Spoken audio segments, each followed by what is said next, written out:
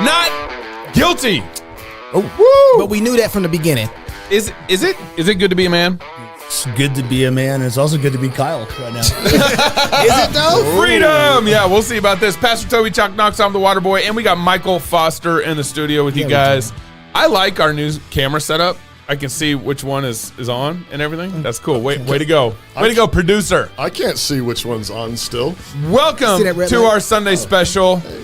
Good to be on NRB TV, Xfinity, Edify app, and all the podcast channels that we get to drop on. Our app, the Fight Laugh Feast app. That is right. And for Christmas, I'm pushing.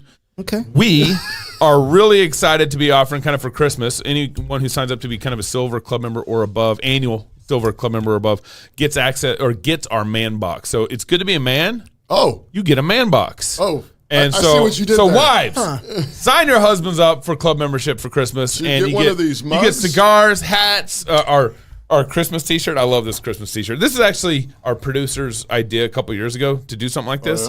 And then John MacArthur came up with the whole Fresca idea. I drink Fresca and punch tyrants. I like the fact that the tyrant is carrying a clipboard. I know. So we have Neil to blame for this? Yeah, we do. Basically. Neil. Basically. Hey. So sign up, support us. We got tons of plans in 2022. Neil, we can't do it without our club members. You married yet? Oh, next year. Okay. Support us. We got tons of plans in 2022, and our club members, we really can't grow and do it without you. So please sign up and join our club. We want to bless you through it with our Christmas man bucks. All right. Hey, our brand new sponsor for 2022. Oh, I'm so happy. 2022 actually started right now. Yeah, it did. With this sponsorship, it did. The mission of Armored Republic is to honor Christ by equipping free men with tools of liberty necessary to preserve God-given rights. Ooh. Woo. In the Armored Republic, there is no king but Christ. Ha!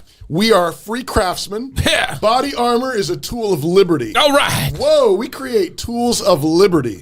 Free men must remain ever vigilant against tyranny wherever it appears. God has given us the tools of liberty needed to defend the rights he bestowed on us. Armored Republic is honored to offer you those tools. Bullet points that are important for us to point out. You're just going to read that. You didn't. It's a brand new script. It's okay. CEO David Reese is pastor at Puritan Reformed Church in Phoenix. He's the CEO of this body armor company. That's awesome. You know you want to go to his church. Explicitly Christian company. Yeah, not even accidental, on purpose. Jesus is king. Amen. Pioneered direct-to-consumer body armor sales. All the armor is manufactured in Phoenix, Arizona, in the U.S. of A. Come on now. I can't wait to roll. We're going to do a lot more rolling out with them over the next year. Those are bullet points that you should remember. Can I add another bullet point on there? After the whole Kyle Rittenhouse thing, I'm just saying this might be a good idea. For real. I'm just saying it might be good. If you see those tanks come out there, they got 300 people out there, you might want to have your own body armor. That's Okay, true. but we need to hear from the jury first. All right, let's do it. Joseph Rosenbaum. We, the jury, find the defendant Kyle H. Rittenhouse not guilty. As to the second count of the information, Richard McGinnis, we, the jury, find the defendant Kyle H. Rittenhouse not guilty. As to the third count of the information, unknown male, we, the jury, find the defendant Kyle H. Rittenhouse not guilty. As to the fourth count of the information, Anthony Huber, we, the jury, find the defendant Kyle H. Rittenhouse not guilty.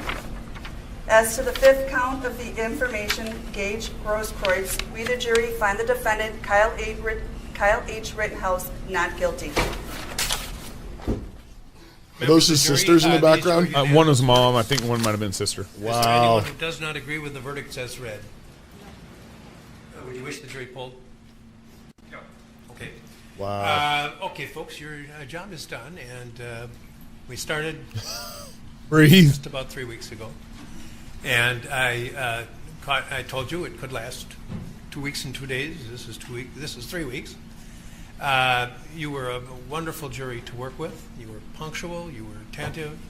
And the forgotten six over here who had a very difficult job of keeping from discussing the case during the time that they were sequestered as well. Wow. All of you, I couldn't have asked for a better jury to work with.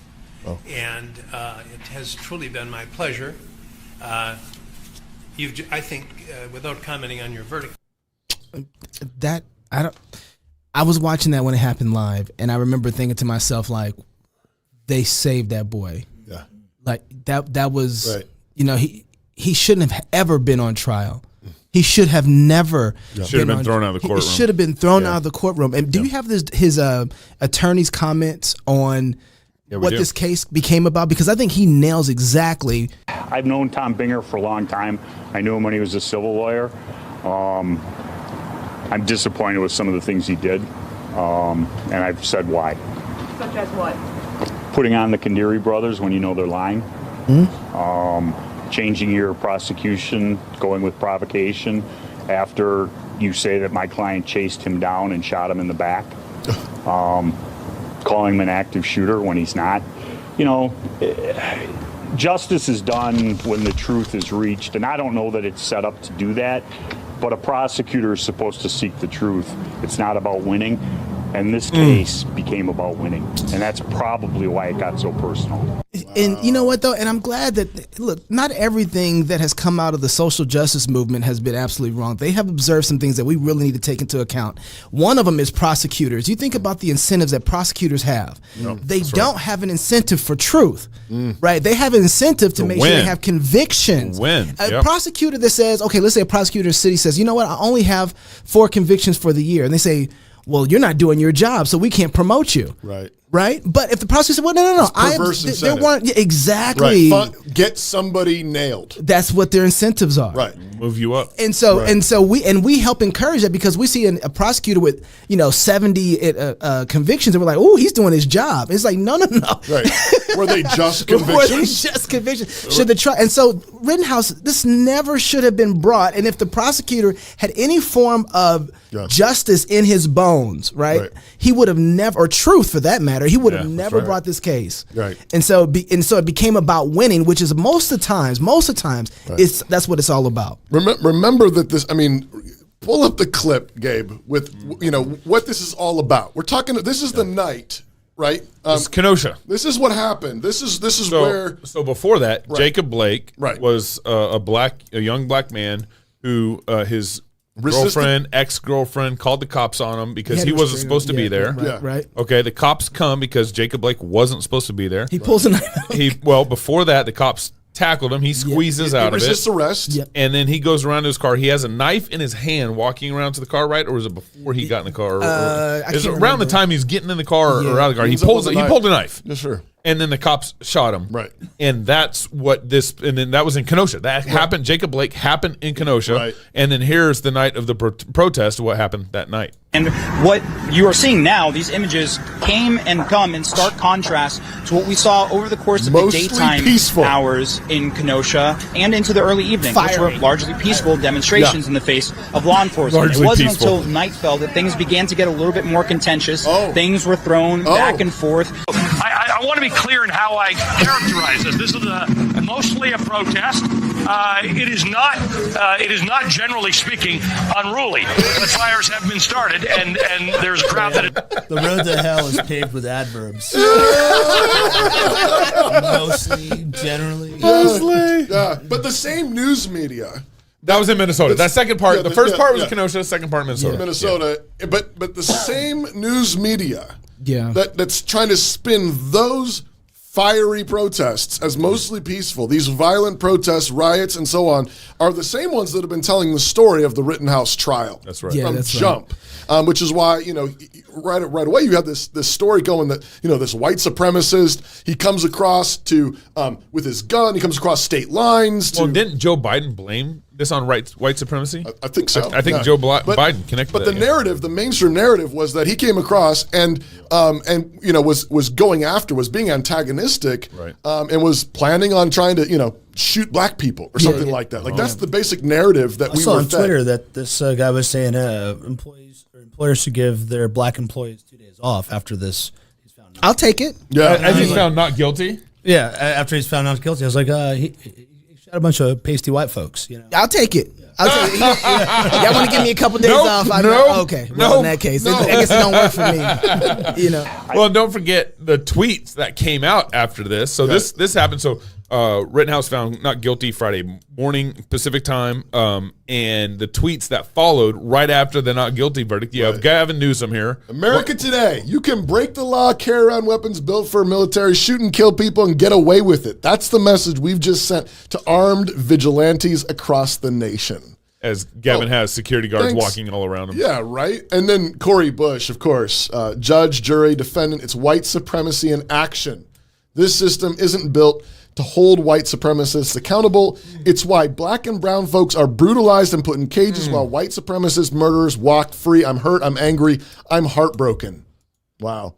Here's my favorite one. Sean King. Breaking. Kyle Rittenhouse just found not guilty on all charges. Yeah, all of them.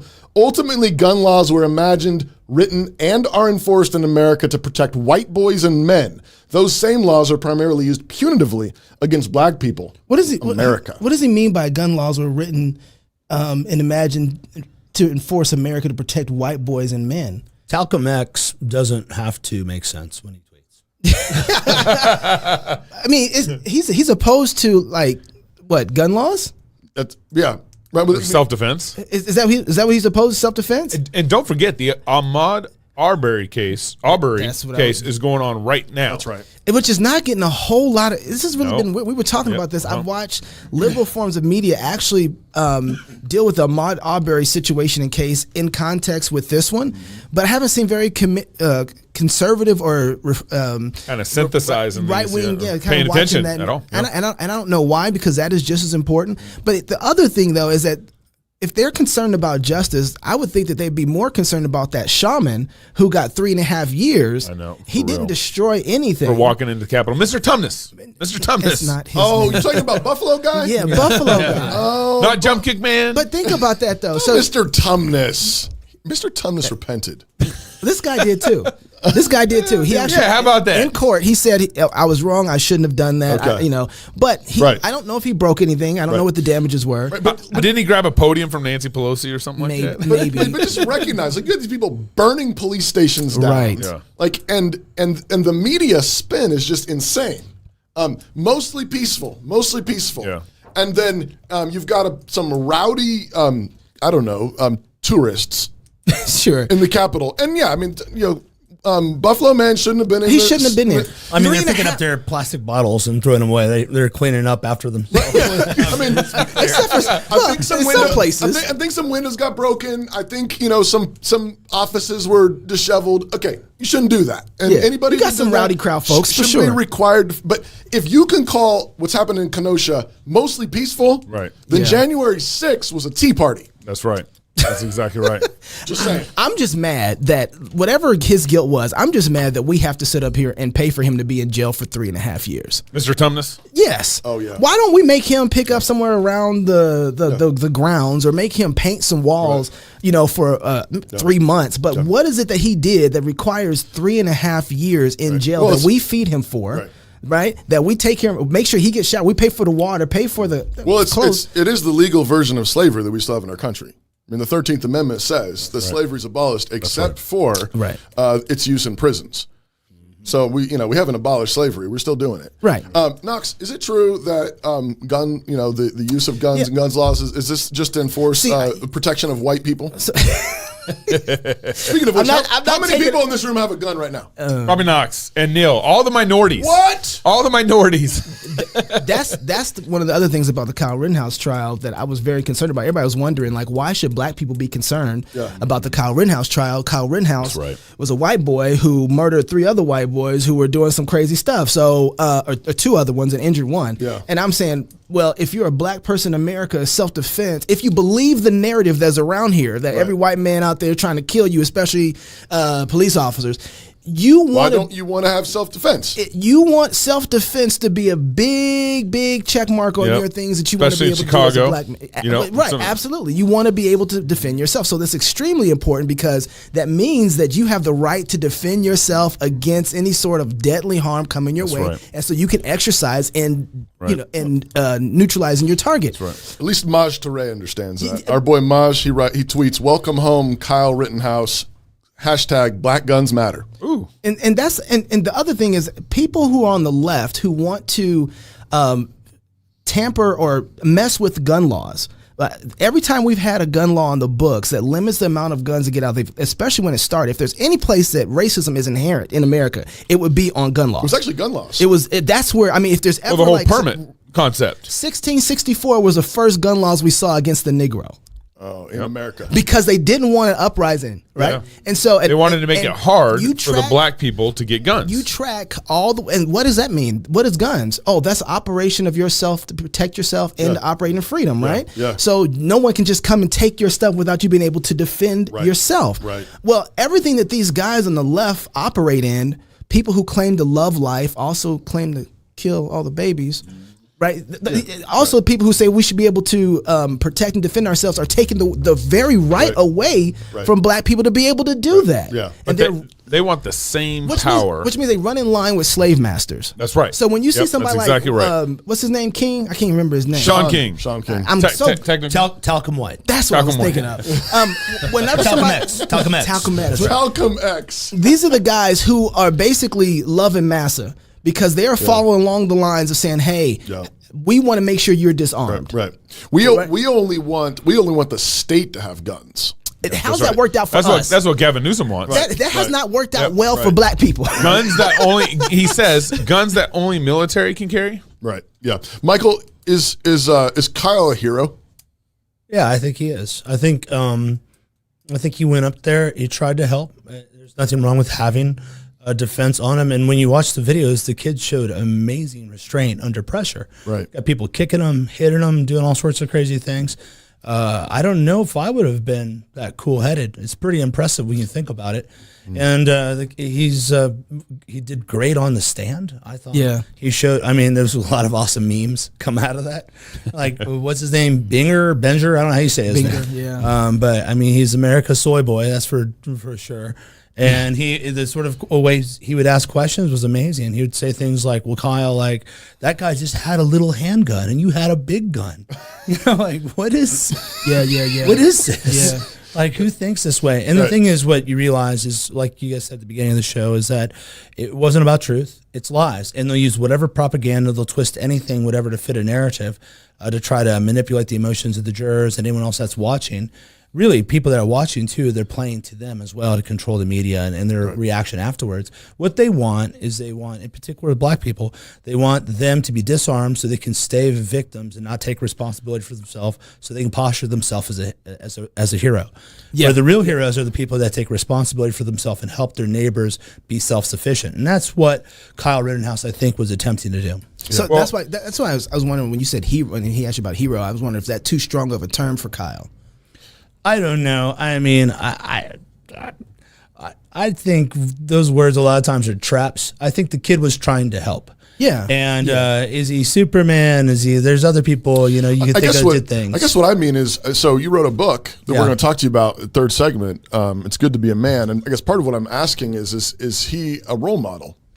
Is he a man? Is he a man that Christian men ought to respect and think highly of, think well of? That's what I mean by I think well of him. I think well of him because I think one of the main attributes of a man is self-control and taking responsibility for yourself. And at no point did I see him posture himself as a victim.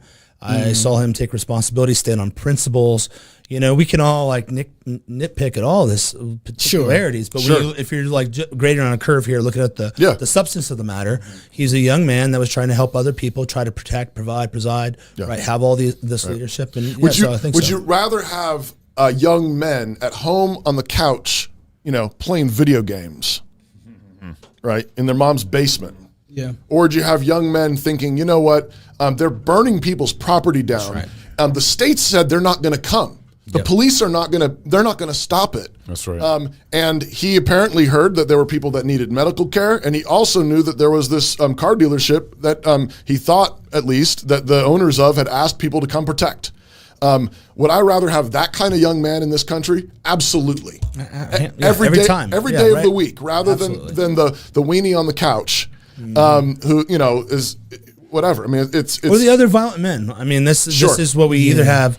We're having two different types of failed masculinity. We're having that which is discharges their responsibilities weak and sit on the couch and pornography and video games. And then we have those that have no discipline. They're angry, violent mobs. The only thing that can stop ungodly, dangerous people is godly, dangerous people. And godly, dangerous people have control. That's what makes them especially dangerous, right? They're able to make good decisions.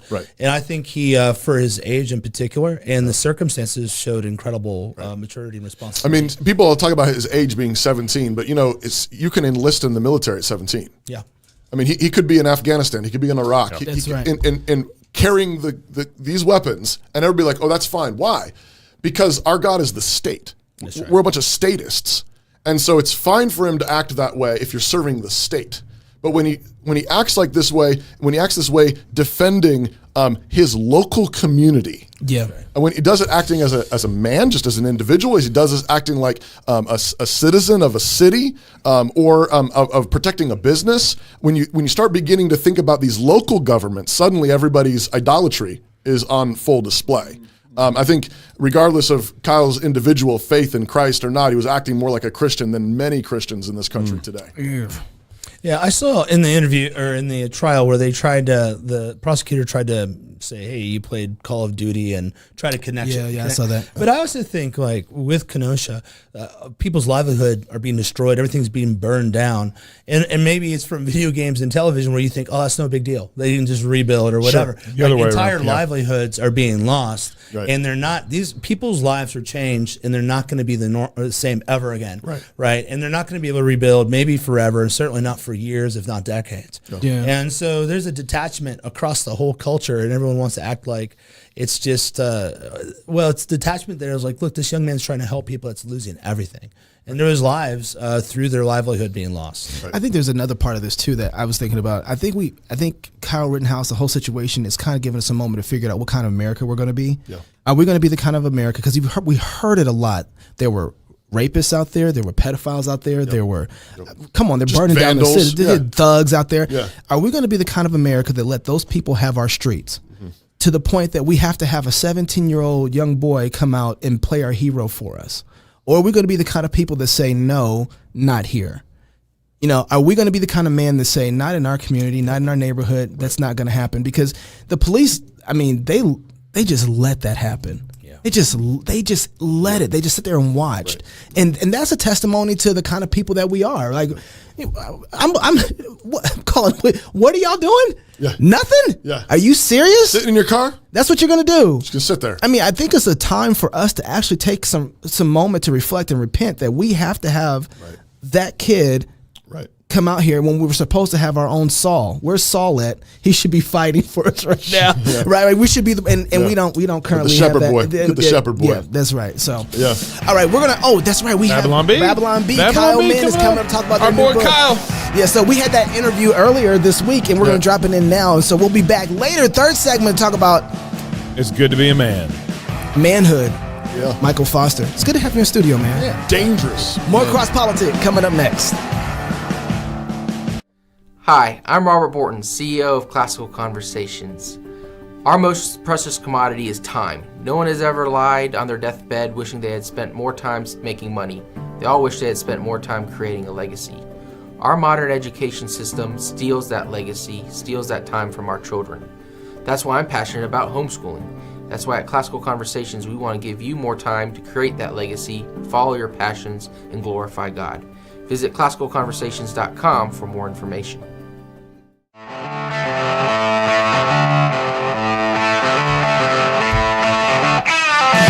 We're doing it live. We're doing it live. No. Stop. Okay. Stop, Gabe, please. No one knows where that comes from. Yeah, nobody even knows what that means. That's because they ain't woke. Okay. Welcome back to Cross Politic and the Fight Laugh Feast Network. We're grateful to have with us Mr. Kyle Mann. He came back. Yeah, right. Editor-in-chief of the Babylon Bee. If you don't know what the Babylon Bee is, what's they wrong? do. Everybody knows who. Well, CNN knows.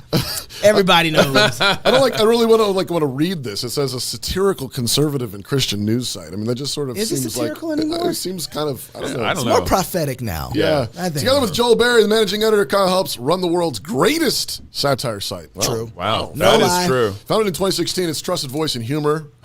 Trusted voice in humor. For a wide range of modern Christians, man was created in an ore-spawning pit beneath the Tower of Orthanc near the end of the Third Age. Saruman, Toby doesn't know where to go with this. many colored, drew upon all his dark powers to imbue him with the ability to write satire, of semi-acceptable quality from time to time, and also pillaged many small villages in Gondor. Man oversees and approves all content posted to the site and writes a good bit of it himself, and is the author of brand new Babylon Bee Guide to Wokeness. How to take your wokeness to the next level by canceling friends, breaking windows, and burning it all to the ground. Kyle, thanks for coming back on Cross Politic. Yeah, you guys sounded surprised when you said that you have a returning guest. So what's your guys' rate of guests who come back? Very poor. Very, very poor. Well, so far there's Kyle Mann and there's Kyle Mann. Yeah. And well, We got David Bonson, Pastor Marcus Wilson, Pittman's come Doug on. Wilson. Yeah, We Darren got Steve Dunk. Days. So really not a Steve lot. Days Out of all the come people on. interviewed, They're all friends, actually. What's different? What's different about Are you our friend?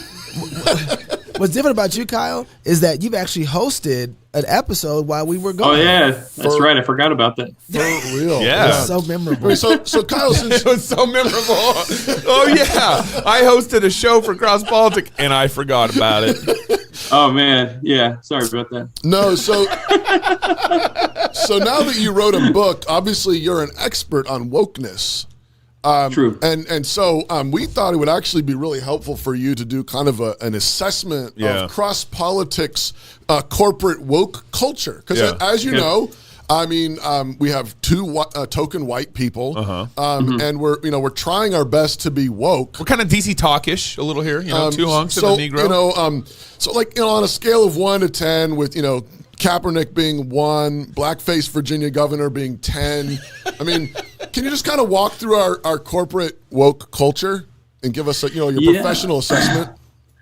Yeah, I would need to get a better breakdown of all your guys' intersectional identities. Oh, I need to know like orientations.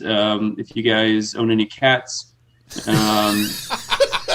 Star Wars fans, did you like The Last Jedi? Like all of those things we need to kind of figure out your intersectional level. Because even though you guys do have a decent race breakdown, it looks like. But you guys also A decent race breakdown. you guys What makes you say that, Kyle? you guys you got a brother there. That's pretty good. How do Thank you you. know? Thank you. Wait, Thank you wait, for wait, noticing me. Wait. Thank you. Yeah. Thank you. How do you know how some of us identify? yeah. I would just like to apologize for that outburst on my part. That microaggression. You know what? You're trained Yeah, well. You're trained. Yeah. Yeah. I encroached upon your BIPOC spaces, and I just would like to. Oh, I'm going to try to do better going forward. Do you think you'll just do some more listening from here on out? I would really like to listen. I think white people should shut up, and that includes me, except what I'm saying right now. But other than that, white people should shut up. It includes you. Hey, so Yeah. I'm from Texas. What does that mean to our corporate culture here at Cross Politic? That is definitely a negative. Oh. I mean, you can overcome it if you spend the rest of your life apologizing for it, or you write a book about how you survive, coming from the Bible Belt or the South or whatever. you know what, Kyle? At this very moment, I think I want to identify as a black male with some Indian in him as well. So, with that being the case, I want to know how much money Toby and Gabe owe me. Oh yeah, we can calculate that out for sure. Yeah.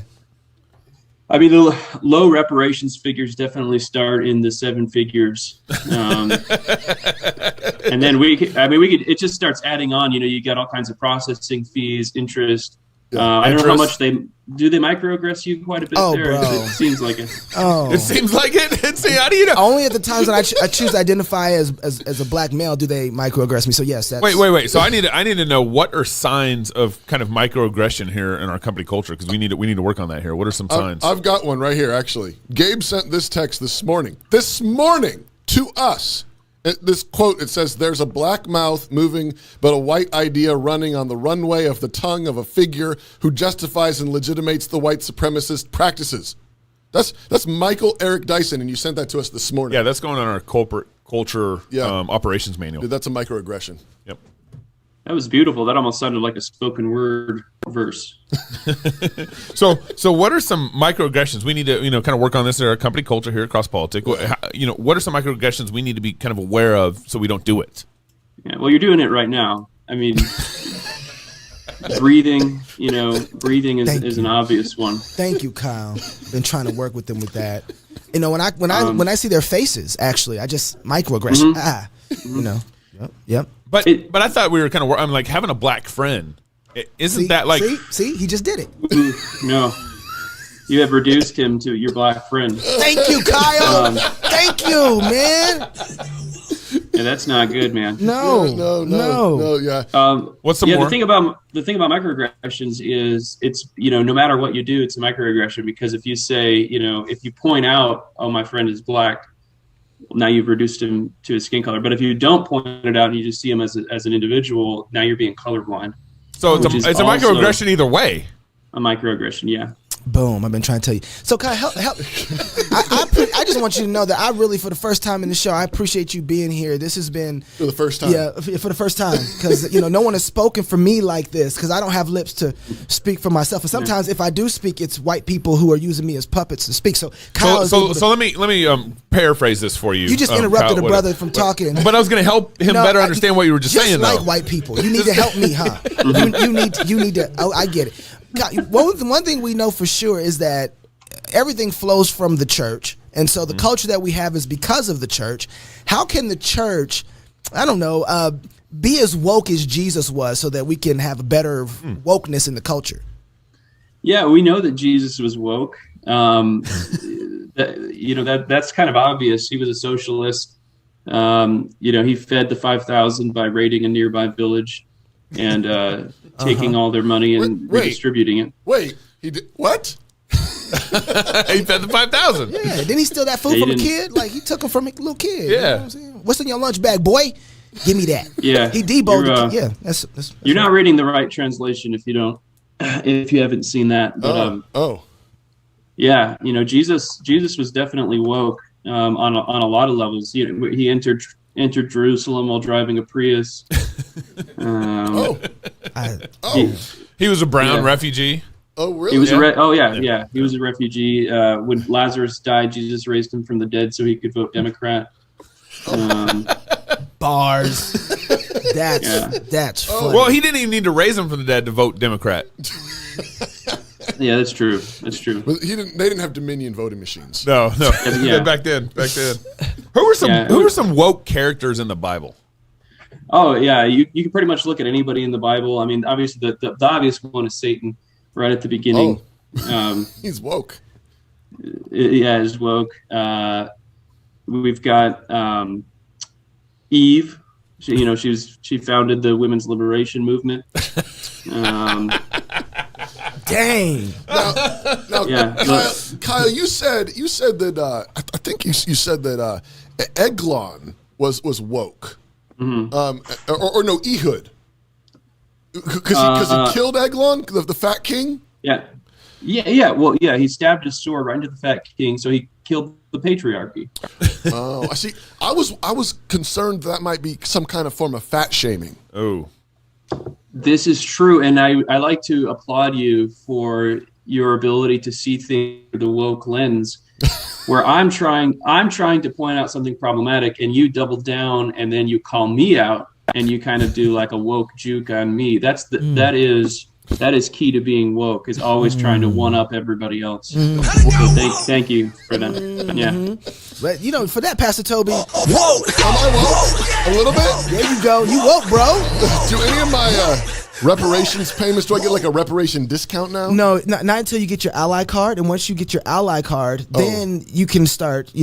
Okay. Yeah, we'll figure out from there. We'll need a new department in the IRS to work that out. I also noticed that Moses was married to a black woman. Right, and you notice, Kyle, go ahead. I'll let you take this one first because I got something. But go ahead. Moses was married to a black woman. But again, I mean, that could also be problematic, right? Because that means it's a token thing. Oh. And we are, as woke people, we're back into segregation now. Oh. So that's right. Yeah. Right. Well, so like marrying a black woman, adopting black children, that kind of thing is like colonization. Well, I just want to know what color was the puppet hand that was causing her to talk. Anyway, because that's how we'll know if she was truly black. You know, one of the things in that story too is notice what God cursed the people with who didn't like the color of Moses' wife's skin. Leprosy. What color is leprosy? White. Man. Yep. So how come Democrats can never really be racist? You know, it's like, I mean, you can put on a black face as a white man, Democrat, or you can put on a KKK hoodie, or you can kill black babies and abort them as a white doctor, and you just it can't be racist. Yeah, I'm offended that you called them babies, because really babies are one of the oppressor classes. The clumps of cells that are harmfully colonizing womb spaces. I think. So I think you've really exposed some of your inherent bias and bigotry there. Yeah, misogyny. You're a misogynist. So it's like internalized. I can't even ask my question. That you know what, Democrats can't be racist. I'm gonna tell you something, Kyle. I just actually that was deep, bro. Yeah. That was I'm tracking with you. Colonizing the womb space. That was deep. That was right. So. Kind of, when I was going through this and reading some of the parts of your book, to be very honest with you, I was a little upset. And here's why I was upset. And this is serious, kind of serious. This is kind of serious. Because I got afraid that people on the left and the woke culture would grab this book and start saying, that's a good idea. Wait a second. We ain't done that one yet. That's some good advice. And I'm like, Kyle, why are you giving them options? You helping them out with this? Because while it's satire, I've seen too much satire on you guys' site turn into reality. No. Yeah. For real. It's true. I mean, sometimes we think that they go on BabylonB.com every morning and that's where they get their ideas. But and part of the problem too is it takes a while to get a book published. So we wrote this 6 months ago, and now it's all come true. So we already need to issue a second edition. That's a little more absurd, I guess. Why did you guys choose the title Wokeness to be able to write on that? Out of all the things inside of the left and the kind of the social justice movement, wokeness, why that? I mean, it definitely seems to be the cultural moment right now, right? And I think wokeness is a fun topic to write about because it doesn't sound as partisan. Like let's write a book, slamming Democrats. It's like, let's hit the woke insanity wherever that happens to touch. And wokeness really does touch all areas of life, which open it up for so many different topics. We got to do stuff on TV shows and the church and race and gender. And wokeness is kind of this fuzzy moving target, right? So it really did open it up the comedy space where we could write about all kinds of different things, punch the other way sometimes as well. But it definitely seems to be the talking point right now is this wokeness, CRT, social justice stuff. Where is, it's funny when you say that, it's usually I can decide, oh, you're this because you have this ideology. So I know you're left because you're pro-choice, right? But with wokeness, it really does cross conservative, liberal, independent. It is like cancer in the body. It doesn't matter. It's touching everywhere. So where are some of the places that you guys decide to wake up and say, okay, this is going to be our source? Who's giving you guys the endless well of treasures? Yeah. Well, I mean, you're right in that like wokeness has been this realignment, it's amazing to me if I look back 5 years ago when the BabylonB was founded and the people who were following us and sharing our stuff and that now like would never be associated with us, and it's this weird, and it's like stuff where, maybe we went a little more political, maybe we went a little more right or something. I don't know. But it does feel more like we've kind of kept doing what we're doing. And this woke realignment is like, we're having people on our podcast that are, liberals that are, and they're the ones that are pushing back against some of them on that side. And then we have, we'll talk to atheists who are pushing up against it. And there's this weird culture war realignment. Right. where it's not, the stuff that we were worried about in 2016, white supremacy and Christian nationalism and stuff has just gone by the wayside. That's not the threat to the church, it seems like, anymore. So I don't even know if I answered your question. But give an example. Yeah. You mentioned, taking wokeness allows you to actually punch the other way, and I assume by that you mean conservatives. What are some places where we're or conservative Christians? Where's wokeness seeping in to where in those circles where we ought to know better? Yeah, I mean, wokeness in the conservative Christian circles, it is kind of seeping into areas where you see it more like in the mainline evangelical church, and you see people that are kind of in that space where they consider themselves conservatives, maybe theologically conservative, but their churches are going that way. I don't know if it's a grassroots thing or it's a top down thing coming from seminaries and pastors that are getting churned out like this. So we're definitely seeing. I know there's areas that we buy into. We'll start discussing using their terms and their paradigms, and it is concerning when you see it like that. I was one thing that comes to mind, we've hit this on the show before, but like, what's the Matt Chandler thing where he was talking about elders 7 and 8, and if he was rating white elders and black elders, and it was like if I had a white 8 and a black 7 and a black 7, I would take the black 7 anytime, every time. Every time. You're like, ouch. Did you not hear that, Kyle? That happened. That was like 5 years ago. I hadn't heard that, but that was, me and Adam Ford, who founded the Babylon Bee, we were talking about this 4 or 5 years ago, and we were like, I wonder what the next big war is in Christianity, because we had just kind of come off the whole, like, it feels like we were just fighting about worship songs and organs in the church, and it's like, and that was like tame, and I think, I don't remember if it was me or Adam, but one of us said, it's going to be this critical race theory stuff. That's going to be the next big battle. And you see it like Christian conferences that are holding segregated events, and that was a few years back, but you're definitely seeing that infect places that you thought were like theologically conservative. Well, I just for the record, I want everyone to know that Knox is a black 9. Thank you. Oh, well, cross politic was a fun idea. Now the woke culture is killing us and taking us down. I was just thinking, how small do I want my mansion in heaven? Would it be worth it? You know what I'm saying? I lose a few crowns. All right. Just let it go. Let it go. One of the things that has been boring for me in all of this conversation with critical race theory, intersectionality, social justice, wokeness, is that everybody is saying all the same stuff, and there isn't anybody who is actually tip of the spear in the fight. You get a little knowledge about it, but it doesn't have any. It's kind of all in the brain. What I love what you guys are doing is you guys are using comedy to show the foolishness of this thing, and that people laugh, and that laughter is so you're doing something in the mind where they're connecting the dots, but it comes out in a tangible reality through the body. Right. And so it's not shrill, it's not a shrill response. So that it creates laughter, and it kind of, to me, I've been really on this kick about Gnosticism, but laughter is the thing that connects the thought and the physical reality, so that the body, so that something happens. And so it's like the most effective way to fight this. And so why is it that, you guys are deciding to use laughter and satire to be able to really engage this?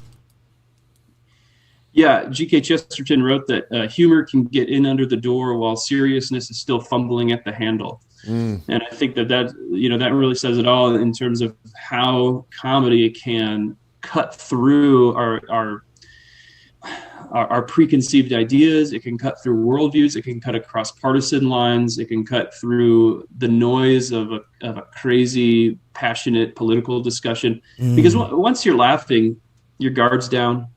You're not really necessarily thinking about the worldview of the person who's writing this. You're just thinking, oh, that made me laugh. And then maybe on the back end, you're like, oh, that's actually saying something. This is what the left has been so good at through narrative and comedy and art through the years, is that they've been able to tell a story and communicate a worldview just through a good story, just through a good movie or a children's movie or whatever. And we on the right have typically been a lot worse at that. I think that's changing, but I do think that it's something that we've been bad at. If that answers your question at all. Who would have thought? That's a great quote. Who would have thought it would be Dave Chappelle and Joe Rogan. Joe Rogan. Come on. And the Babylon Bee. Whoa, for real. Yeah, here we go. Whoa. I love this. I've been waiting to use this. Whoa. All right, the Babylon Bee's Guide to Wokeness. Go and get it right now. How to take your wokeness to the next level by canceling friends, breaking windows, and burning everything to the ground. Kyle, where do you want to point people to buy the book? Yeah, it's available everywhere. It's on Amazon, but if you hate Amazon, then do something else. That's fine too. It's any bookstore's cool. So. Very good. All right, during the break, Kyle, we're going to talk to you about how to take our wokeness to the next level here at Cross Politic. I'm going to go take a lunch, and you guys can figure out with Kyle how to be more woke. More Cross Politic coming up next.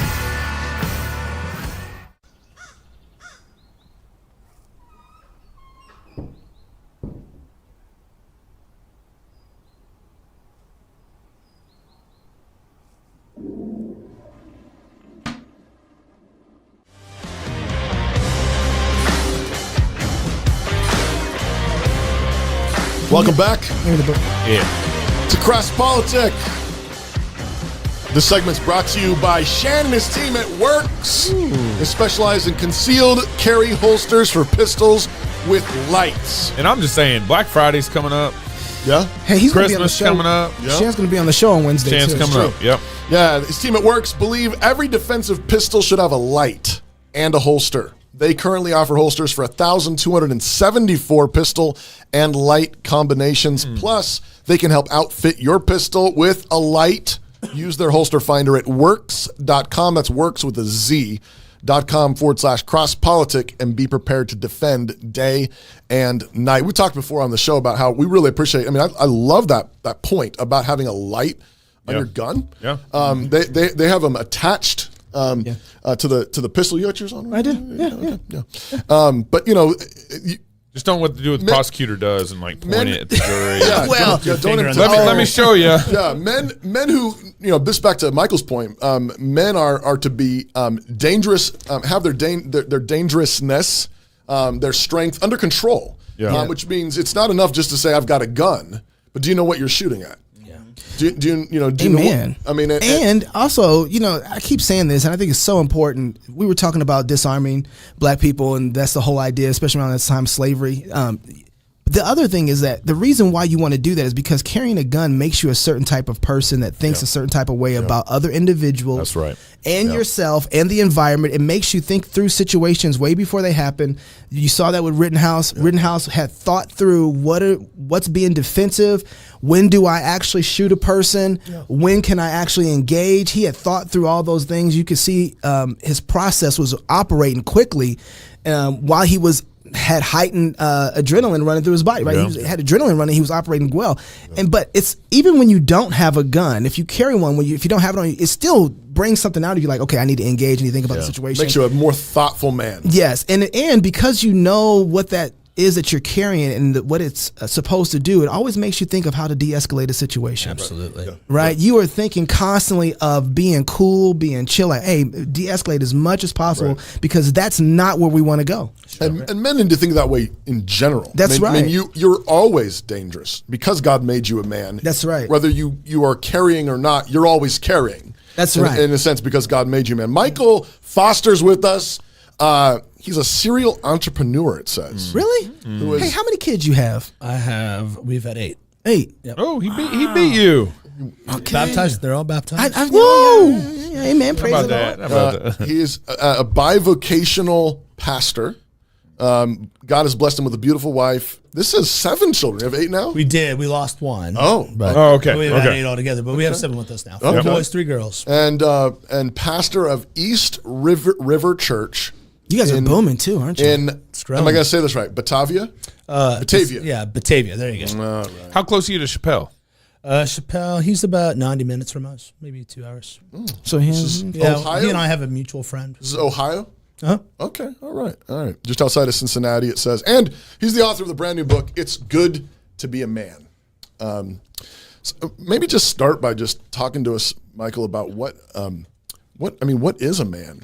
What is a man? Let's get to the metaphysical structure. That's an important question now these days. We live in this world. Yeah, exactly. We live in this world. What? He doesn't have a period, I can tell you that much. Oh.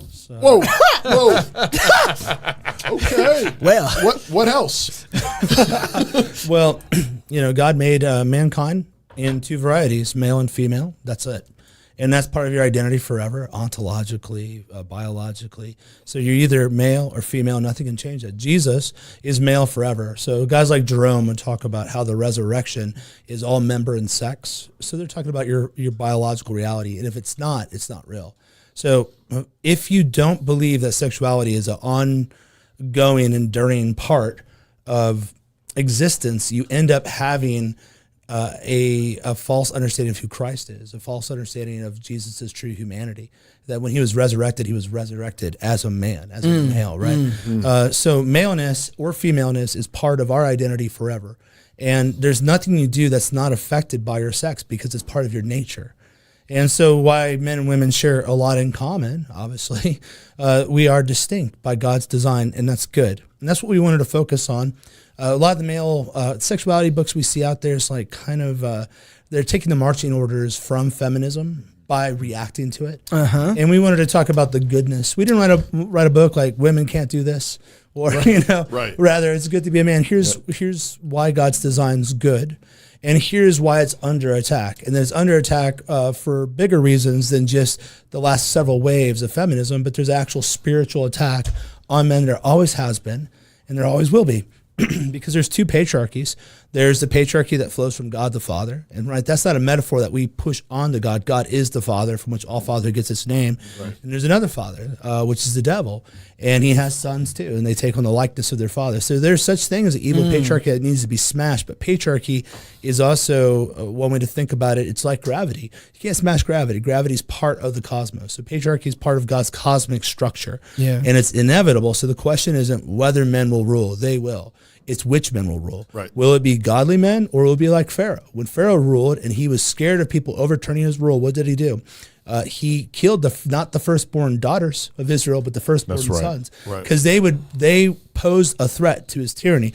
Tyrants hate strong men. Right. Tyrants want pornography to be legal because it keeps, as Toby's got a real famous talk that gets a lot of play, don't give your strength to women. Yeah. And that doesn't mean don't give your strength to a woman, because in Proverbs 31, there is a woman that you give your strength to, the virtuous, godly woman. And what does she do with your strength? She multiplies it. She grows it, right? Yeah. And through the sex act, we give something to a woman. She gives us a person.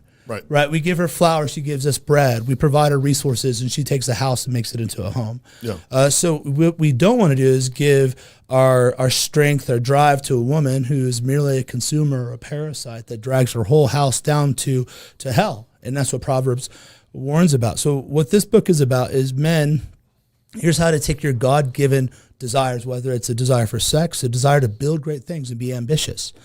Churches will look down on ambition. And we know ambition can be terrible. We see like Cain. God said you're going to walk the whole earth. And what does he do? But build a city and name it after his firstborn son, right? Yeah. Out of pride. Yeah. Or Babel. We're make our name great. Right. And then, but there is a godly ambition, because it's a godly thing to aspire to be an elder in the church. It's a godly thing to aspire to rule in a way that glorifies God. Yeah. And so what do you see in Pentecost but a reversal of the Tower of Babel and magnifying the name of Christ? All these people come together in different languages, not one, magnifying one name. And so men are made to magnify God, so they need to be ambitious. Men also are meant to run in gangs, in packs, in a tribe. And that's why right out the gate in Proverbs chapter 1 is, what does Solomon say? Solomon says, my son, if they say, come on, let's go jump this guy, steal all his stuff, and we'll split it. Don't do it. The reason he starts there, because he knows you're going to be tempted to do it, because we want men to spend that are brothers. We want a fraternity. So all those things are godly, but they can be twisted, and they have been twisted by the fall. But through the gospel, through redemption, through regeneration and the restoration of grace, these things can be changed back to the original design, not obliterated, which is really what evangelicals and egalitarians and even a lot of complementarians act this way, where sex distinctions are removed, and they misinterpret Galatians 3:28 to say that, hey, we're all one in Christ. And we say, yeah, but I still got a penis. right? Yeah, Yeah. I'm still a man. I still have testosterone. Yeah. She still can have babies and I can't. No matter how much facial hair some chick grows, she's still a chick.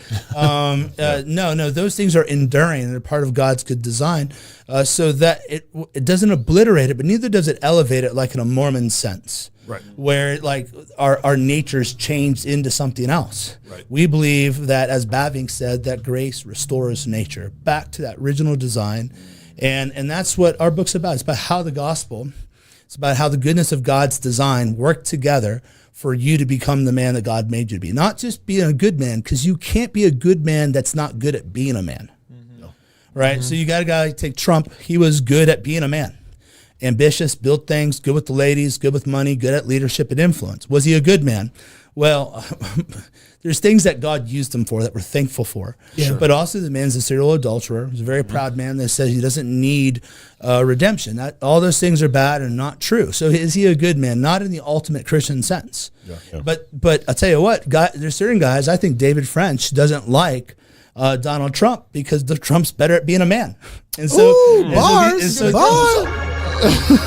so these guys, but you want to be good in virtue, but also good in what God's made you to be in your design, right? Yeah. I really like the point you made about the inescapability of patriarchy. There's a good patriarchy and a bad patriarchy, but it's not like you can go to somewhere in this world where there isn't patriarchy at work. The same, I mean, George Gilder makes the same point really well in his book Men in Marriage, which I think we mentioned before on the show. We should have him come on. We've had George on before, but you know, he makes this point really well. I mean, and this was like 4 decades ago when he's talking about the fact that even with feminism, they got most of their things that they got legally over the years because a male judge ordered it, or even if it was a female judge, and then they ordered up the cops and the army, the military. Basically, there's the threat of lethal force from what? From men. That's right. Saying, you will do this. You will hire this number of women. You will allow the women into the military. You know, these so-called feminist gains, how have they gotten them? Through men. And so through an evil patriarchy. Exactly. And the evil patriarchy loves to use women against men. Yeah. The devil did it with Eve. The Philistines did it with Delilah. The Pharaoh tried to do it with the midwives, but they were godly and feared the Lord and wouldn't do it. Right. Yeah. And so it's constant. You see these men try to use women who can be often more compliant simply because of less of testosterone. They're not as aggressive as we are. Right. So they love to stack the middle of institutions with compliant women. And that's why I always tell women, look, you're going to work for the patriarchy. You're either going to work for your husband and build up your name together in your household, or you're going to build up the emaciated household that is corporate America that has a chairman of the board or a CEO that's a man, almost always. And I'll tell you what, they will fire you and they'll replace you and they'll miss you for a day, maybe. Yeah. But another one's there. If my wife dies, we're crushed forever. She'll never be forgotten and her work will go on forward. That's right. And so what do you want? You want a plaque?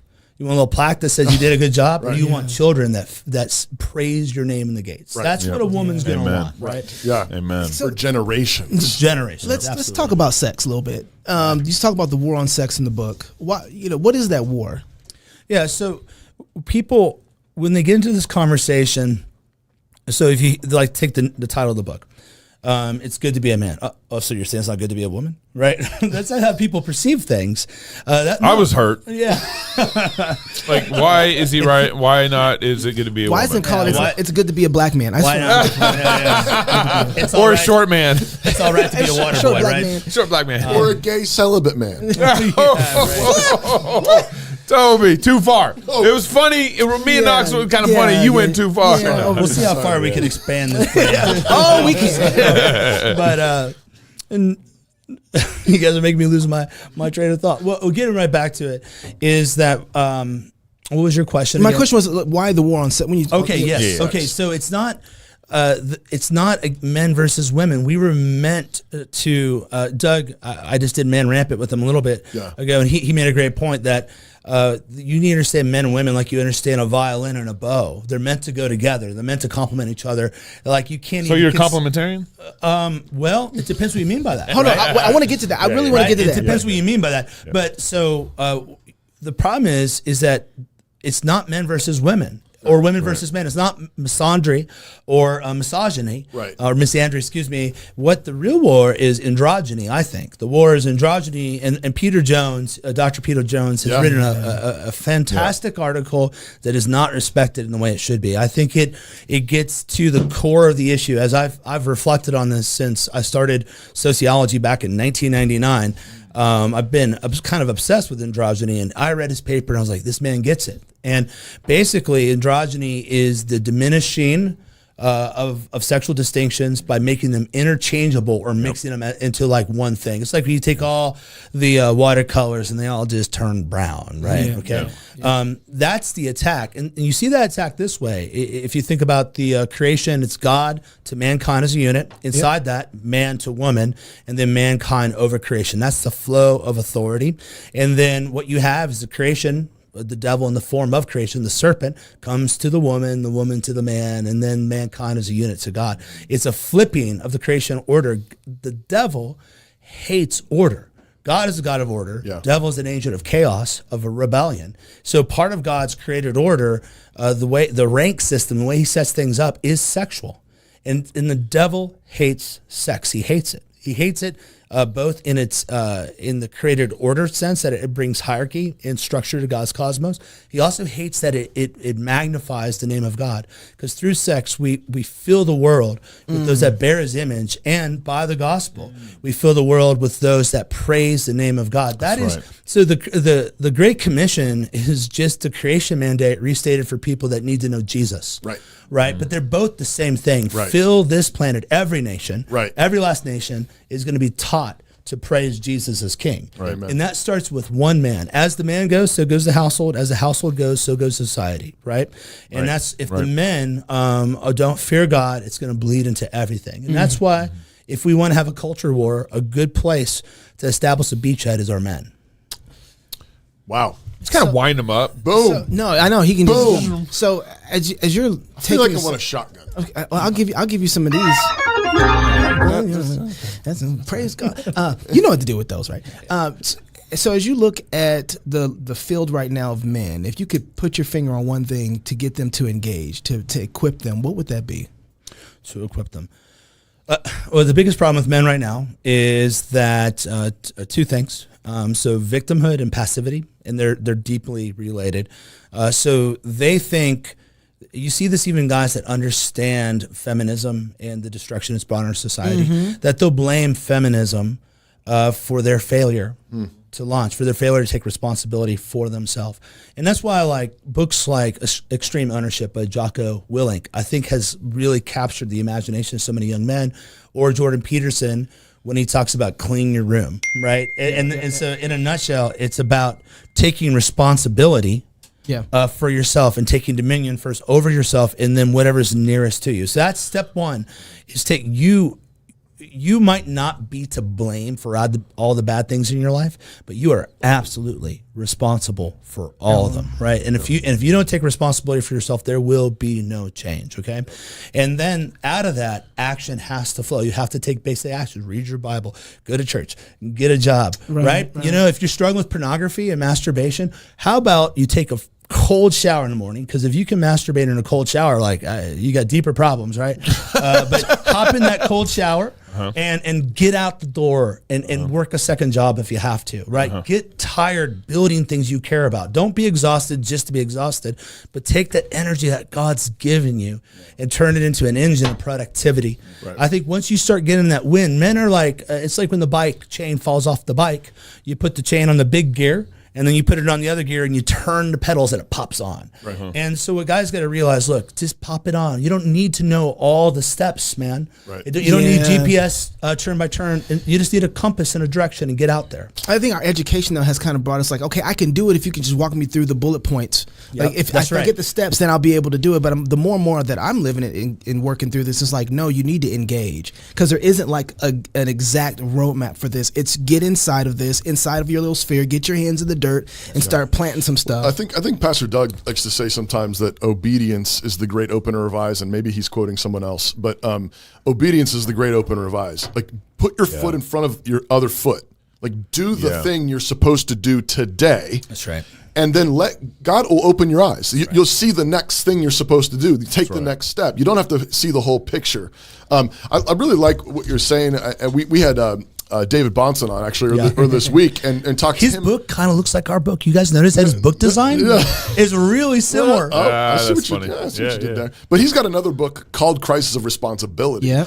Where I brought this up with him because he's got this new book, 200 what is it? 50 economic truths. There's no free lunch. There's no free lunch. And 250 truths about economics or whatever. And you read it, and part of my response and like my flesh was sort of like, man, we're screwed. Yeah.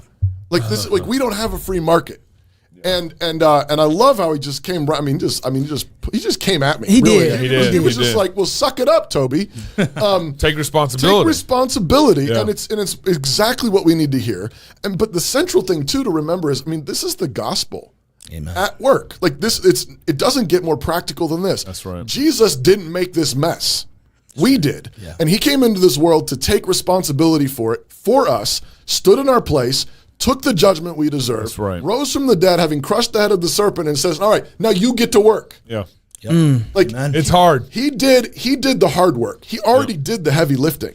And then now he gives us his spirit so you can put one foot in front of the other. And is it hard? Yeah, but you were made for this. Yeah. God invented men for this. That's right. And that's the balance too. You got to strike with this issue, because I do think the whole man up kind of like boomer man up types barking at these guys. Yeah. Like it's hard to man up when you don't know how to be a man. Okay. Yeah. And when you don't know Jesus. Yeah, you don't know Jesus. Yeah, it's impossible. Right. To be a man as you ought to be. So I do think we got to tell man, hey, you need to be what God made you. That's essentially man up, but you have to show them. So there's a balance of some instruction. Like guys don't know how to hold eye contact. They don't know how to shake hands. They certainly don't know how to talk to women. Like I have guys that go on dates and they're like, it didn't go well. And I'm like, well, what happened? I'm like, well, I brought this list of questions to ask her about, I was like, what do you mean a list of questions? Do you like cats? Yeah, well, probably. Well, there's one guy, I can't say all the things. It's too many private things. I just tell you that guys bring up things on first dates that Emily and I haven't even resolved yet. Well, I wanted to know if what her views were paying for the college education of our kids, our potential kids. I'm like, what are you talking about? On a first date, have fun. Superlapsarian or infralapsarian? Yeah. But that's a serious question. Don't do that. But they're really that's uptight, fighting words. So what I think these guys need encouragement. Like you said, you are a man. God's made you to do this. You can do it. Okay. Yeah. You can do it, man. Go get it. Right. What if I fail? So what? Welcome to manhood. Right. Manhood is a series of failures that you'll learn from. Right. And they're so scared of failing because they think it's a performance mindset. That's why the gospel frees you. Because I'm not trying to be the perfect man, right? There's only one of those. I think there's there's a breakdown of fatherhood as well, and it's probably generational in this. Yeah. You don't understand that until you see it. When you see a man, you're like, whoa, what's that? And then you start saying, well, why does he act like that? I think that's part of the reason why somewhat Doug is interesting, is there's this masculinity that just kind of radiates from him, and people are afraid of it because they have never seen it before, right? And so, and he doesn't seem to be ashamed at all. And he's not ashamed. Oh no, he loves it. And other people are attracted to it because they've never seen it before. And what is this? And a lot of that is that I think men haven't seen it, and so part of what I think we're missing is seeing other men act like men, the model of that. And because some of this is supposed to be learned through relationship, it's not just all knowledge thing. It's actually through, that's how you do that. But that's part of the way God made us. That's right. I think that one of the things about being a man is recognizing, we read books and we learn stuff, but God made us with we learn with our hands. That's right. We're doers. And we're made to fall down and get back up again. We're made to mess up, try again. That's just so much of what it means to be made a man. Well, still, even before that, like the church doesn't teach on what it means to be a man very well. And so if you don't even have the anchored truth in your system, I like Doug's definition of being a man is the glad assumption of sacrificial responsibility. Yeah. And so if you don't even have that anchored in your mind, then even kind of watching the cultural manifestations of that, of what it might look like in a community, you're still not anchored very well. I remember when I first came to our church in our community, and one of the silliest things, I'm this 22-year-old kid, this is 2022, and I remember 2022. Wow. 2002. Okay. 1980s, man. 1980s your birthday? I'm a 79, dude. Oh, yeah. I'm I'm a 70s boy. I'm a 70s boy. 80s. 79. And one of the first things that like struck me was watching men get out of their seat at church and walk with the crying baby in back while mom and the kids sat in the rows. Yeah. And I was like, dads are doing that? Yeah. And what was crazy was Doug wasn't even giving that as an example. Right. Doug was just preaching from the pulpit what it meant to be a man from the pulpit. Yeah. And then, because Doug can't get up in the middle of church, take his kid in the back because he's preaching. Yeah. And all these guys were doing that and taking responsibility for their family and what that meant for them in that moment at church, at worship, was to make sure their family could worship and take care of the child that needed to be taken care of in that moment. Right. Yeah. And going and stand in the back. It's very simple, Right. but that's because the anchor truth of glad assumption of sacrificial responsibility was there in that system. Right. How can I make this moment better? Yeah. How can I make this moment right here better? A blessing for my wife, for my other kids, for the people around me. I know I can take the crying baby. That's in the my back. job. Yeah. I can hold the baby. I want my wife to be fed the word of God. She needs to be fed. I need her strong. Right. So, man, things are crazy right now. I don't know if you know. Things are kind of nuts. I've noticed some stuff. Yeah, things. 2020 has been weird. Do you think the election was fraud? No, I'm just kidding. Whoa, segue was horrible. Where this next year coming up right now? There's all kinds of amazing opportunities. Yes. Oh boy, we just got canceled. By the way, I think we're back on YouTube. Ivermectin. Where are you taking? Buy it for your horses. Where are you putting your focus as a man in this next year, knowing that things might actually get a little crazier? Well, I always start with the closest areas. I mean, it depends where you're at. I mean, honestly, the biggest issue is for me. All right, so I'm 41.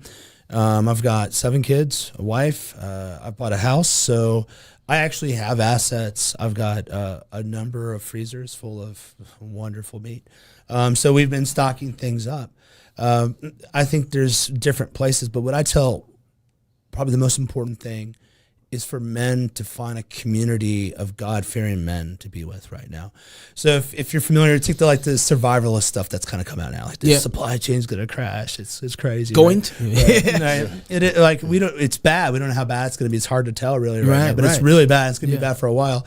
But if you're familiar with survivalist literature and Tiakawaki and all these concepts, you realize that the good ones know that you only can get through this with a community of people. That's right. There's not enough bullets or whatever.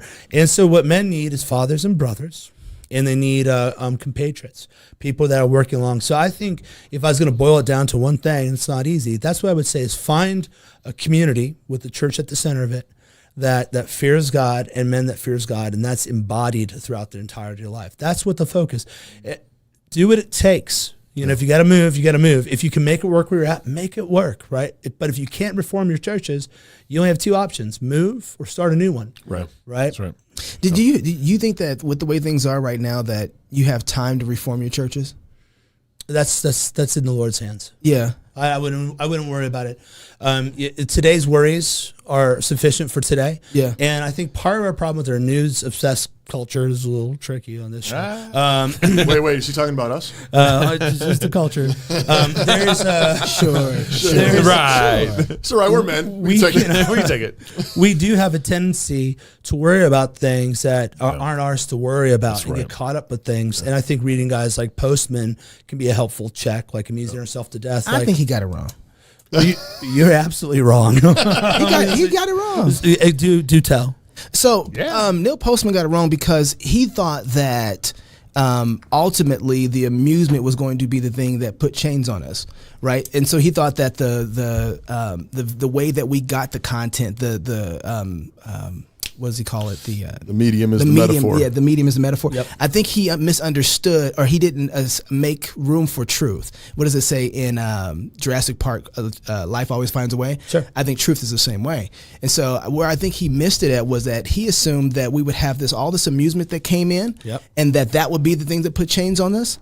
But he did not make room for the fact that truth ran through those same streams, and it had to be censored Orwellianly.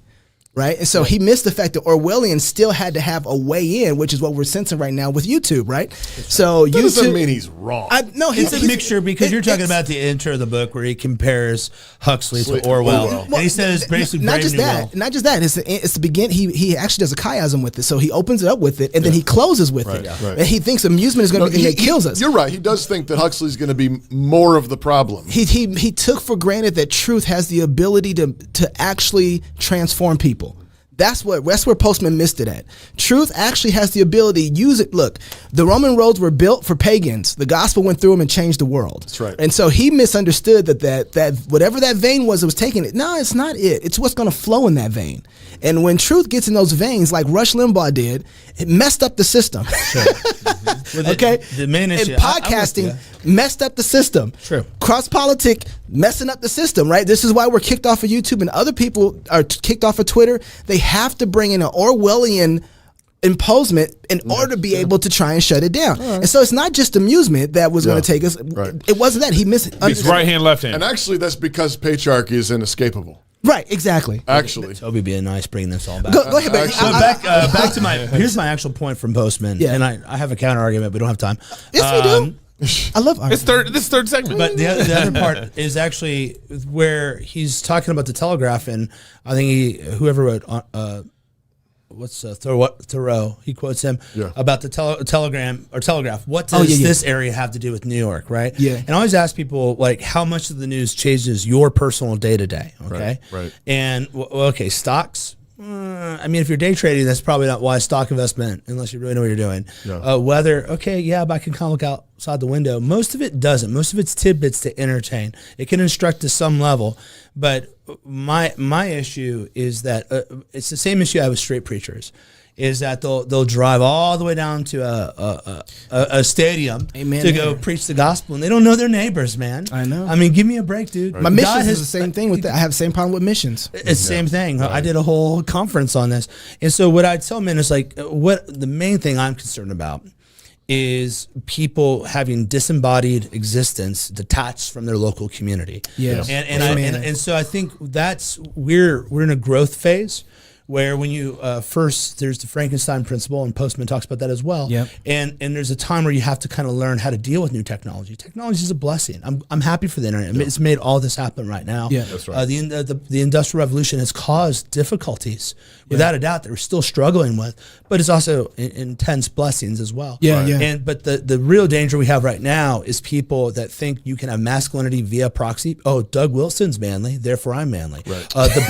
The Bengals won today, therefore I won. Right? So it's a twisted of covenantal thinking where you have someone that represents you, but you yourself have to do something. Right. And that's why we have to get guys in churches with men that are saying, like, all that stuff happened. Well, that's Gnosticism. Good, and you want to, exactly. And then we have a neo-Gnostic. Even we don't care about place. Scripture cares about place, right? You should love Moscow. I love Ohio. I love corn. I love the sound of the wind through it. I like I like my 4 seasons. I don't care that it gets a little dark and dreary during February. I'm going to write a poem about it, be some Edgar Allan Poe or something. So would you say part of it I just disagreed with one thing that he said there, that the Bengals won. That's it. That's it. I became a consistent Sabbatarian, so I don't even know. I have no clue what happens. So would you say that the part of it is that if I'm hearing you correctly, part of what you're seeing from Postman that's correct is that it is displacing us from our actual local environment and making us care far more on a national, federal level. Distracted by things that don't actually matter. That's in a local level. I think that's one of his subpoints that I think has shown to be true. And even the thing that's sad about Postman is he died like 94, 95. Yeah. And it would have been wonderful to see him because he's a brilliant mind, because he was able to take like Jockey Lewell, Marshall McLuhan, some of these like high level thinkers and make it more at a popular level. Had he seen what the internet did, it would have been fascinating to hear his thoughts on it. We have some guys writing on it, but not enough. That's an area where we need more Christians to get into, is the interface of technology and Gilder is kind of the only person I know that is really on that level. But even he's he's reaching his pinnacle. Yeah.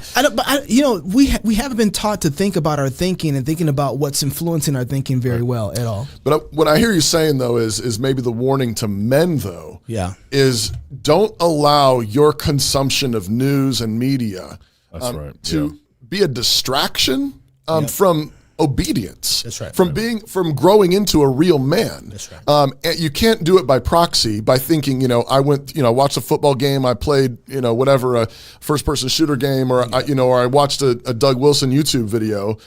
No, that's not, like, you can learn from that. You can be encouraged by that. Stirred up, but right? go do it. Go be a man. But also don't let it be the kind of thing where it's like, it can be sort of a panic porn.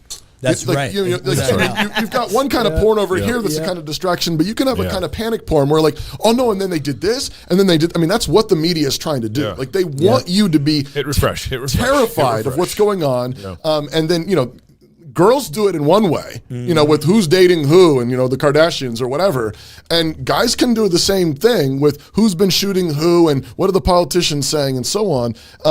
Okay, know what's going on. Watch a news show every once in a while, like Cross Politics, and then get busy with your life. Working. Actually, to that point too, something we focused on in our book, and I've been thinking about this a lot.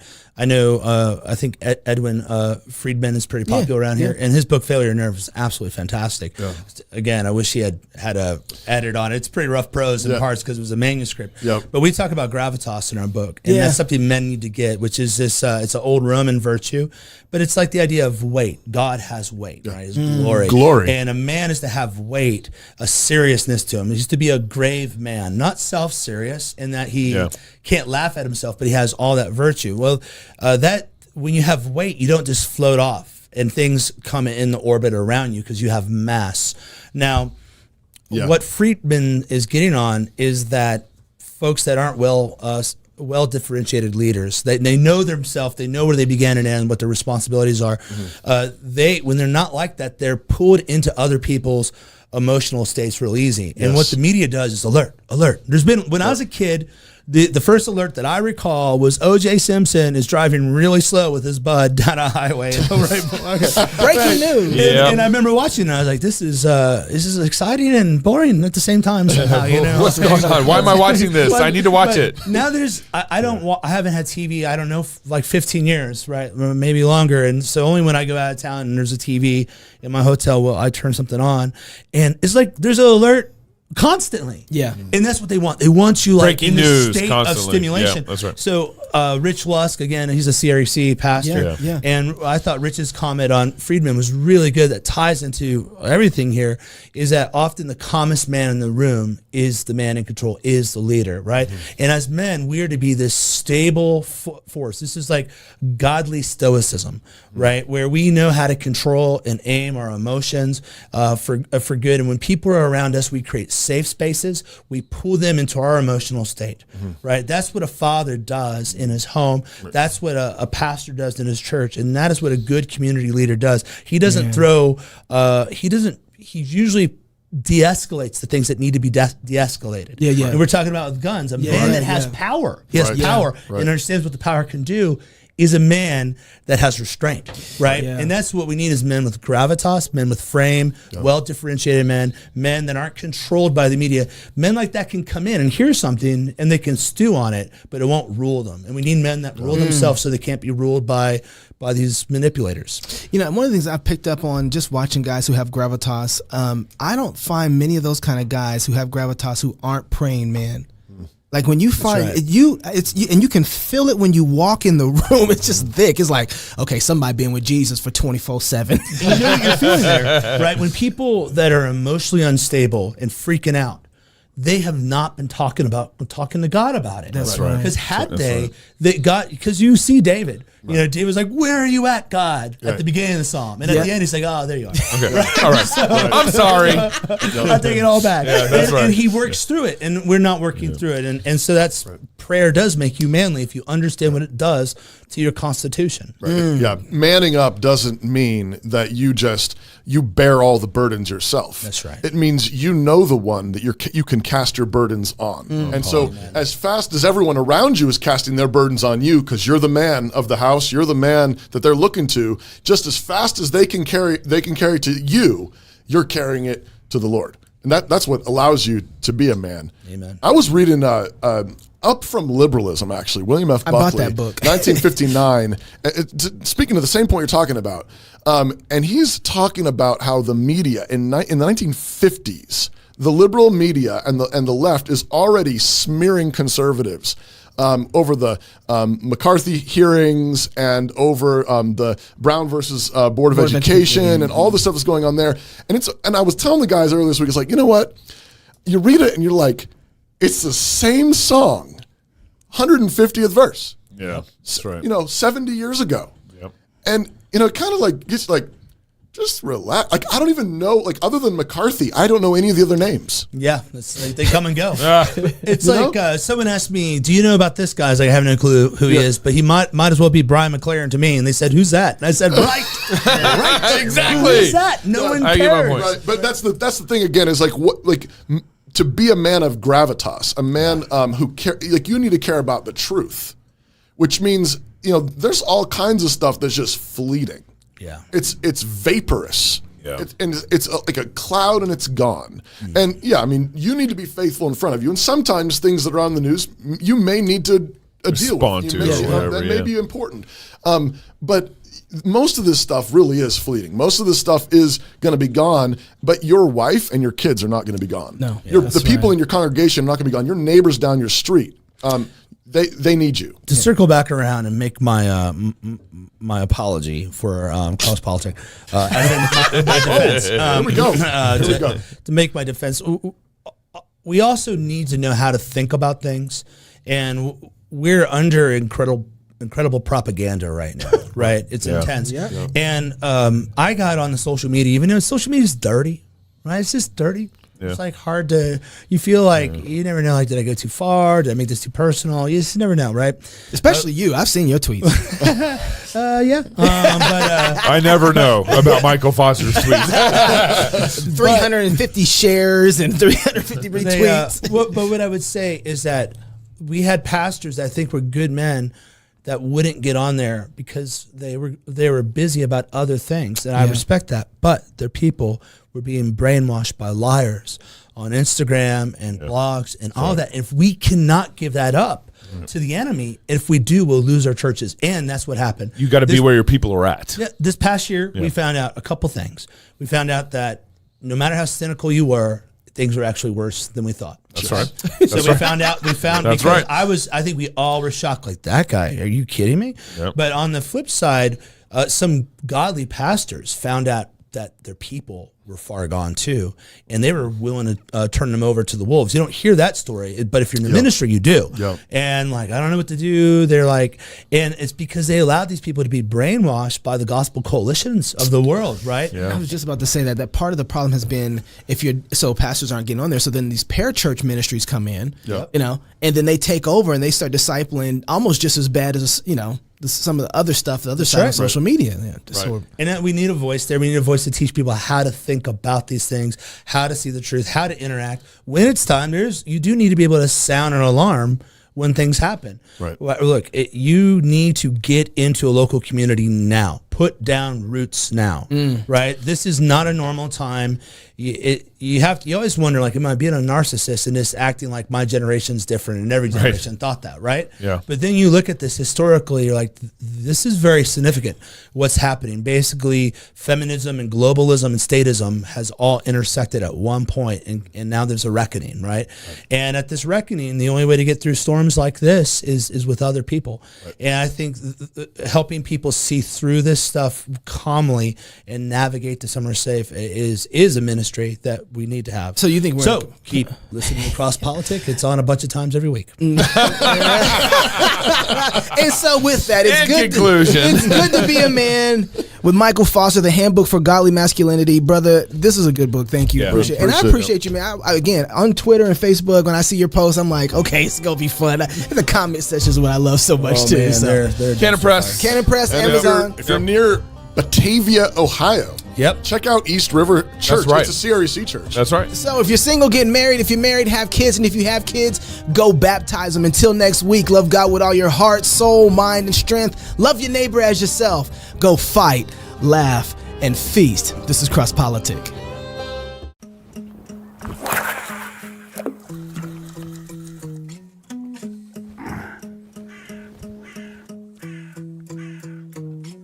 Welcome to No Quarter November. My name is Douglas Wilson. I'm glad you decided to join us. Now, some people want to know, what is it about November that makes us want to burn things? What's with that? There's a little libation for those evangelicals who think I ought not to be drinking stuff like that. The reason we're doing this is not that we think that there's a moral obligation that we have to be incendiary, because we don't have a moral obligation to be incendiary. What we're saying is that the world has mysteriously, for some bizarre reason, become flammable.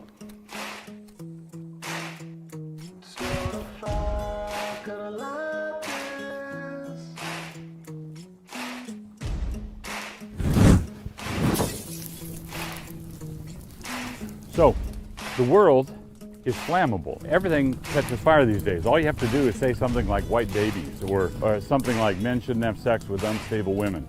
Things that would have gone past without comment in a saner time. But we don't live in a sane time. We're not incendiary people here at Cannon Press. We are ordinary people, normal people, in a flammable time. And that explains why things burn in November.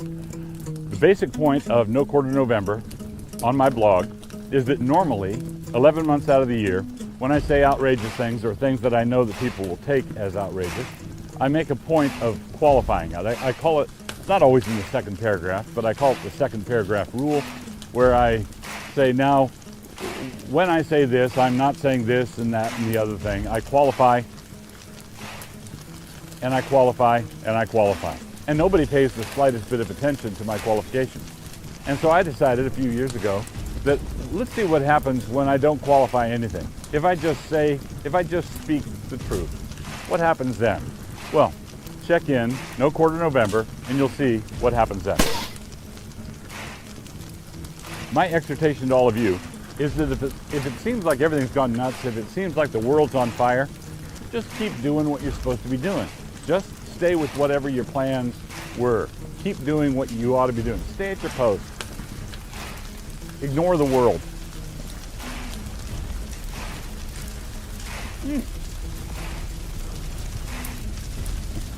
See? Well, I gotta get home for dinner.